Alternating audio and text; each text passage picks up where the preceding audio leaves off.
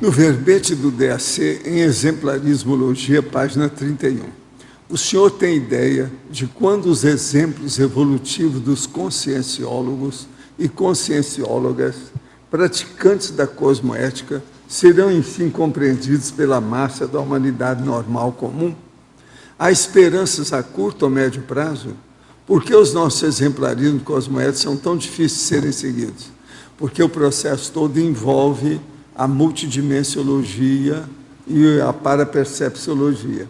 Agora, ó, só para sossegar e embolar o seu meio de campo, eu só queria lembrar uma coisa. A conscienciologia é favorável ao estado mundial. Esse estado mundial vai demorar milênios para ser implantado aqui. Agora, até lá, o que a gente recomenda para os conscienciólogos, os epicons e os interessados na conscienciologia é ver se a pessoa capta as realidades das megacomunex avançadas, evoluídas. Porque lá já domina no holopensene do Estado mundial. Quer dizer, há um universalismo básico dentro de uma megafraternologia enorme. E é o que a gente está tentando fazer aqui na Cognópolis, através do holopensene que nós criamos com tudo isso que a gente faz. Então, isso aí pode ser que dá certo. Agora, até o momento, a única coisa que eu posso falar para você é o seguinte: já existem alguns milhares de pessoas que já estão praticando a TENEPS. Isso já é um triunfo, já é um êxito, é um sucesso, é alguma coisa densa, pertinente, entende? Razoável, concreta. Então, vamos ver o que é que vai dar com o tempo. Agora, o problema é o seguinte: eu não acho que essa massificação não vai acontecer, não, tão cedo, que isso aí é muito difícil dentro dos problemas que nós temos. Por quê?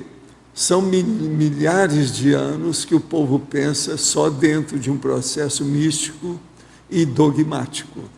E agora a própria ciência entrou dentro do dogma dos problemas das seitas. A filosofia entrou na mesma onda. A própria parapsicologia, muita coisa entrou dentro do, vamos dizer, aquele nível da ciência convencional. Então é muito difícil a pessoa abrir mão assim e, entende? Tirar o sutiã, jogar fora e meter os peitos. É muito difícil isso. Então nós temos que esperar para ver o que vai dar. Agora, nessas décadas que nós estamos trabalhando com isso, eu acho que já tem algum êxito, alguma coisa já existe. Agora, ó, outra coisa séria que eu quero lembrar: não fica preocupado com o processo da massificação física o problema da conscienciologia, não é isso. Nós temos que lembrar o seguinte: não tem jeito de voltar para trás. Por quê? Devido ao curso intermissivo. O curso intermissivo traz já as consciências que já estão vacinadas, já está sendo feita uma profilaxia do problema. Então ela vem já com aquela ideia. Isso aí, não, como é que vai destruir se o negócio vem de lá? Agora, ó, o curso intermissivo já foi feito para isso, né? Para não haver muito desvio. Então, o que nós estamos fazendo é uma questão de tempo, mas que é razoável esperar que isso vai acontecer e pegar maior número de pessoas. Está aí, os fatos estão mostrando que sim, entende? Professor Valdo, sobre isso que o senhor estava falando, sobre o curso intermissivo, ontem eu estava pensando a respeito da quantidade de consciências, consciências, que está aqui e fez curso intermissivo. Sempre se falou aí 1%, né, uma porcentagem pequena. O senhor acha que essa porcentagem poderia, eventualmente, ser muito maior e as consciências estarem por aí? Pode ser, mas agora o que eu confio mesmo é no curso intermissivo. Agora, outra coisa que eu confio é o seguinte: o curso intermissivo, ele vai melhorar a qualificação dele com o tempo. Porque todo mundo está vendo como é que o negócio funciona nesse planeta, porque isso é uma coisa nova. Sim. Então, os fatos e os parafatos orientam a pesquisa. Okay. Isso vai ficar cada vez mais eficaz, mais prioritário, mais funcional, mais parafisiológico. Então, vai melhorar. E tem características, eu estava ontem até conversando com o Otto a respeito, tem características nos jovens que diferencia bem o jovem que fez curso intermissivo e que está entrando aí na ProEx. Bem interessante. A coisa vem. Obrigada. Professor, a propósito de ontem, o senhor comentou sobre zumbidos e sensação de pressão no ouvido, ou eventualmente barulhos. Gostaria de comentar que o senhor poderia fazer um tratamento homeopático com esses 2 medicamentos que considero bem adequado para essa patologia: Kali muriaticum e quinínio sulfúricum. Ambos poderiam ser tomados na diluição CH, né? 6, pelo menos 3 vezes por dia. O senhor pode examinar com seu terapeuta. Fica uma sugestão. Olha, eu te agradeço muito, você que é especialista no assunto. Eu admito a homeopatia em várias coisas. O único problema é que eu tomo muito remédio. Você sabe, quem toma muito remédio anula o efeito da homeopatia. Agora, eu estou fazendo uns exames que eu quero ver o problema para fazer a profilaxia disso. Mas eu vou arranjar os medicamentos e vou testar o que é. Eu sou muito sensível à homeopatia, o negócio funciona comigo. Entende? Eu tomei uma vez Staphysagra, da quinta, entende? E 3 gotas. Na terceira vez que eu tomei, acabaram as rugas todas que apareceram na mão. Na hora. Foi de um dia para outro. É um verdadeiro milagre. Eu nem vi o negócio desaparecer. Quando eu vi, não tinha mais. Agora, veja, Staphysagra, que não é muito usado para essas coisas, mas eu tive estudando, porque a coisa mais séria da homeopatia é você arranjar os sintomas adequados com aquela medicação. Agora, ó, eu vou estudar isso aí, que eu conheço o medicamento. No verbete do DSC, página 29, em argumentário, taxologia, por favor, relate o item 06. A partir de que idade o senhor conquistou a condição de ter um OFIEX nessa intrafisicalidade? Olha, o 6 é auto-OFIEX, oficina extrafísica pessoal. O meu caso aqui é o seguinte: eu tive muita infiltração e trabalho até uma certa idade. Agora, a hora que eu consegui mesmo firmar o processo de maneira profissional, foi mais ou menos lá pelos meus 40 anos. Agora, o que se passa? Eu já sabia da existência do processo e já usei isso também em vidas anteriores. Agora, o problema é que eu não podia me dedicar ao processo pelas coisas que eu estava fazendo, os trabalhos que eu estava trabalhando. Não dava para mexer com o processo, porque eu trabalhava mais fisicamente do que extrafisicamente. Então, isso foi mais ou menos dos 40 para cá, quer dizer, metade da minha vida. Professor, hoje na Mini o senhor comentou sobre várias mulheres terem vários trafores ociosos. Quais são os impedimentos que levam a pessoa a deixar de usar seus talentos, sendo que se ela usar, só iria ganhar ou trazer ganhos a ela? A coisa toda é o seguinte, vamos entender aí um negócio sério. Eu falei mais de mulher, porque é com mulher é que tem mais trafores ociosos. Agora, por quê? Principalmente devido aos hormônios e à vida da maternagem.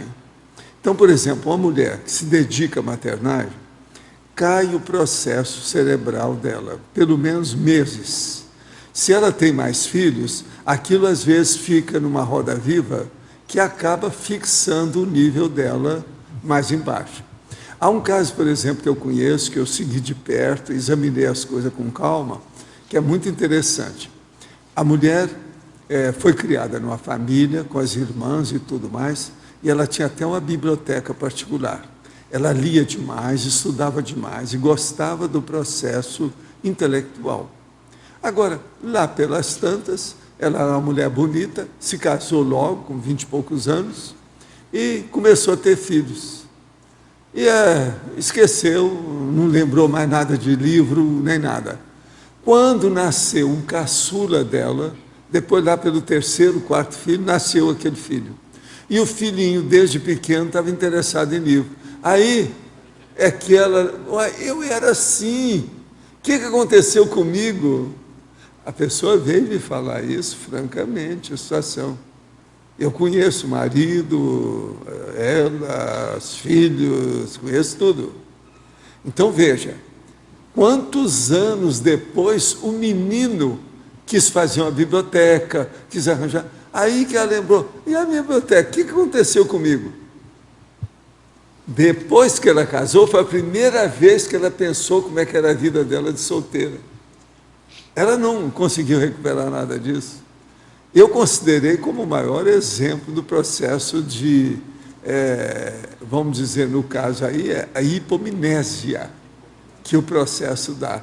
Então, veja, é um monte de mulheres que vêm aqui que tem uma certa inibição e até vergonha de começar a trabalhar com problema intelectual, de escrever, de digitar, de fazer livros, de fazer artigo.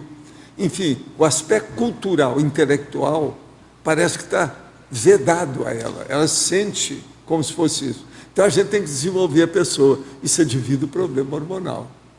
Então, saber, é preciso ter muita inteligência e muita memória para a mulher segurar a maternagem e a intelectualidade junto e levar aquilo. Por exemplo, a sua mãe é um bom exemplo disso. Ela teve você e ela mexe com o processo da intelectualidade. Entendeu? Agora, tem gente, quanta mulher que tem por aí que não é assim. E outra coisa, é fácil, é só fazer uma pesquisa que você vai ver muita gente desse jeito. E a maioria, o processo é mais feminino devido ao problema hormonal, que há uma retração intelectual. Você está entendendo como é que é? É quase que uma síndrome, o negócio da intelectualidade. A pessoa fica inibida, ela vacila, tem problema. Professor, quando ele estava com 12 anos, começou uma inquietação, eu fui fazer faculdade, que até lá eu ainda não tinha feito, correto? Né? Mas estou me lembrando aqui, vocês estão falando, eu me lembrei, escrevi aqui, que, na verdade, durante o tempo todo que eu fui casada, com filhos e tal, eu sempre li. Porque a minha mãe botou livro nas mãos da gente muito cedo. Então, a gente era menina, criança, a gente já lia. E depois, casou, vai ter filho e tal, mas eu tinha alguma leitura. Eu não esqueci os livros por completo. Depois que ele já estava com essa idade, eu disse, alguma coisa, eu li um livro de uma colega minha que me emprestou, eu digo, nossa, olha isso aqui, um livro falando sobre mulher. Eu digo, nossa, eu vou voltar a estudar. Aí tomei a decisão e voltei a estudar. Entrou na escola. E daí eu não parei mais. Mas olha, é um monte de gente assim, não é só você. Eu tenho acompanhado muito isso há muito tempo. Muita gente. Eu fiz pesquisa sobre o assunto. O negócio é sério.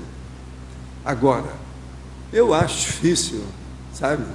Que o processo é um problema de chakra. Chakra, corono chakra, fronto chakra. E lá embaixo, sexo chakra e umbigo chakra. Problemão, né? São antipodia, é o contraponto das extremidades, o antagonismo. Isso aí, controlar isso aí não é fácil. E outra coisa, é hormônio, né? Ainda mais com mulher. Outra coisa, maternagem. Não, pensa bem, a maternidade, o carinho que a mãe tem que ter com o filho, aquele negócio, se envolve demais. Outra coisa, o filho no início é 24 horas, tem que estar olhando o bicho, como é que fica? E outra coisa, até os 20 anos ela deve ter dado trabalho para você. Ela deve ter dado trabalho para você, deu trabalho para ela. Professor, por exemplo, a gente percebe lá na Consus que realmente são as mulheres que mais justificam as coisas. Ah, vocês já viram isso? Não, isso já tem estatística. Mas o que, por exemplo, assim, o que eu percebo, professor Valdo, por que a mulher, então é só em função dessa questão do hormônio que ela justifica, ela quer saber, eu quero saber por causa disso, por causa daquilo. Hormônio, e não explicar isso para ela. E não investe na questão mental somática, de escrever livro. Agora, o problema todo é o seguinte, tem que fazer a pessoa pensar que ela tem que ter contato com o povo, tem que falar. Porque a mulher é boa de laringo chakra. Então, ela pode melhorar através do laringo chakra.